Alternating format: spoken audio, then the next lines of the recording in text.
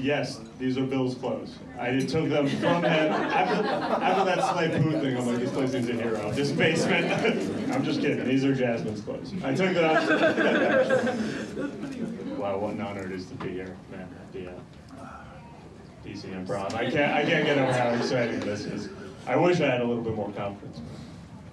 I just want to be confident enough that I could tell my barber I don't like my haircut at the end. But because I know, okay? You think I walked in there and I'm like, could you guys do like an Italian Kim Jong-un? Is that maybe? Could you do Kimberly Jong-un Del Vecchio? I don't know if you've heard of them before. It's just, my issue is I have no confidence. My barber's a psycho. She just picks up the last conversation that she had and then just continues with me. Last haircut I got, I sat down without missing a beat. My barber goes, I don't care what Child Protective Services says, I'm beating my kids if they disagree with me. And I was like, sick. Hopefully no straight razor shave at the end of this. For 15 minutes, all she did was talk about how she would beat her kids every time they disagreed with her. Haircut ends, she spins the chair around and she's like, what do you think, babe? I was like, black barber it is. And never coming back to it. I live in Baltimore, good city. I got a good group, diverse group of friends. My black friends have the weirdest analogies for things. I was hanging out with a black friend of mine, and we saw a girl with a nice butt walk by, and he's like, she's got an ass like a pound of cornbread. And I was like, yeah, what the fuck does that mean? He's like, you've never had cornbread before? I'm like, oh no, I have. I don't know what you're talking about. Fellas in here, I don't know if you've ever spanked a girl in the butt, and then it just disintegrates in your hand, and you gotta scoop the pieces off your kitchen counter and eat it over the sink like a maniac. I don't know how you guys eat your ass. I'm just trying to be relatable, all right? I'm just trying to figure it out. I was doing that joke, and a black friend of mine got on stage after, and he's like, this just goes to show Mike has never had cornbread at a black household. He's like, white household cornbread is dry. At a black household, you put your finger in it, and it has a dimple because it's moist. Yeah, fair enough. Our cornbread sucks. That doesn't make the analogy better. If pussy's moist, that's great. If ass is moist, that's diarrhea. All right, that's a Rorschach test while you're eating. My parents are fighting in your asshole at the end of this. This is disgusting. Thank you for coughing. Thank you for getting that. All right, this is where things go south. All right. I was, like I said, I was hanging out with a black friend of mine. He brought up this concept of the N-word pass. Do you guys know what this is? You heard of this? It's gonna It's gonna be okay. No, I promise. We're gonna be up, and if not, no, we'll be fine. If you don't know what it is, it's where a black person lets a white person say it. I don't have it, so I'm not gonna say it. It's basically the interracial version of being knighted in England, you know? Like when someone wins Olympic gold in England, Queen Elizabeth touches a sword to their shoulder. It's like, I bet they say Elton John. Just in this case, you go to 4 cookouts and a black dude puts his dick on your shoulder. It's basically the same thing. I'm interested logistically in how it works. Because to me, the closest parallel is it's gotta work like a gun license. You know, it just varies between states. Like, I'm from New Jersey. If I get a New Jersey N-word pass, but said in Maryland, is a black guy like, let me see your paperwork, buddy. I don't buy it. And then you go to Mississippi, and they're like, we're open carry here, so you can kind of do. Yeah, that's about as well as it should have done. That's fine. It's gotta be. I was thinking about words recently, man. Most dangerous words in English have got to be morbid obesity. Because it makes it seem like regular obesity can't kill you, you know? When really the only difference between those two things is the TV show they put you on. Like if you're 300 to 500 pounds, they put you on The Biggest Loser because there's hope. But once you cross 600, they put a camera crew in your house. They're like, how do you take a shit? Can we film it? Is that okay?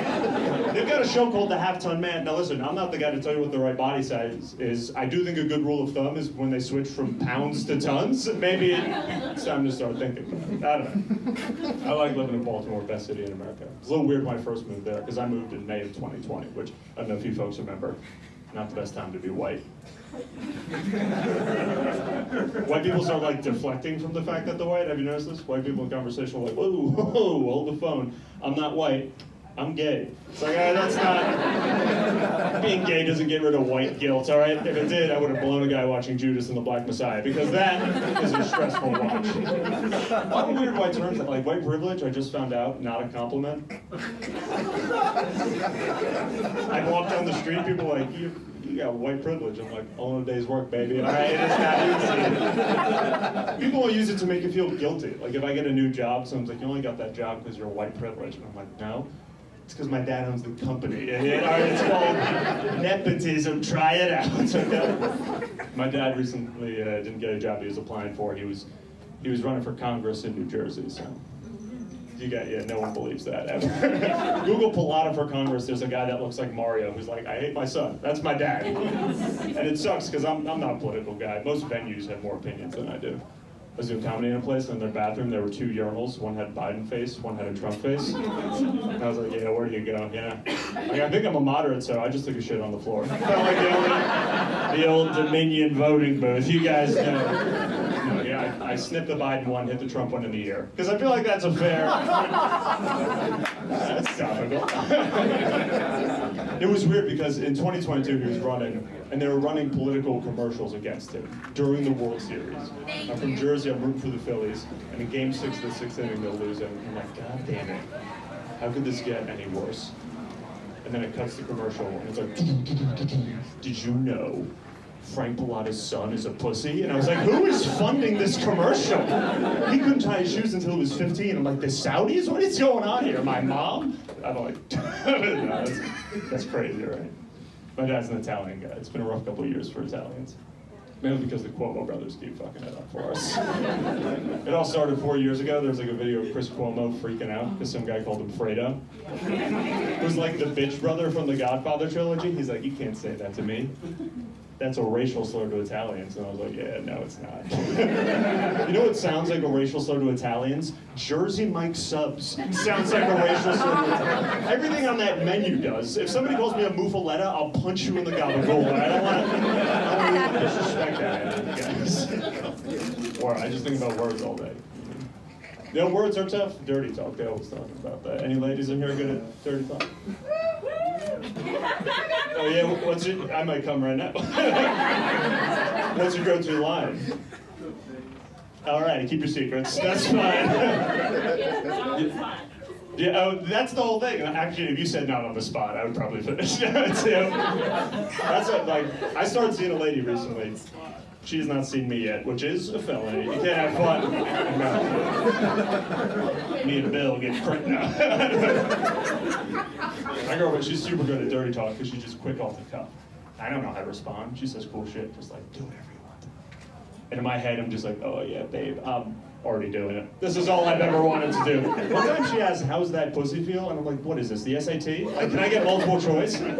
She was in law school, I just started using big words I didn't know the meaning of. I'm like, oh my God, babe, this pussy's loquacious. I have no idea. I said ambidextrous at one point, which I think is what a frog is. I have no idea. Okay, ambidextrous, you can have sex on water or land. I have course no idea.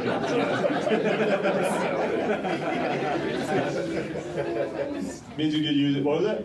Ambidextrous, left and right handed. You can go home. What are you, a nerd? Bang! No, I'm an idiot. I'm sorry. That's what I mean. The real thing I said when she's like, how's that pussy feel? I said, unbelievable. It's like, stay away from 5-syllable words during dirty talk, because that's not how you describe a vagina. That's how you describe seeing Wicked on Broadway for the first time. This shit is defying gravity. Are you kidding me? All right, here's where we lose people again. The only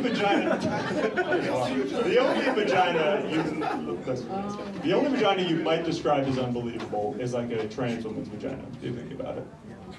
And not like, I believe they're women, don't get me wrong. Unbelievable in like a, I can't believe it's not butter kind of way, you know what I'm saying? Like you get down there and like, you're telling me this is pussy? Get out of town. I don't buy it for a second.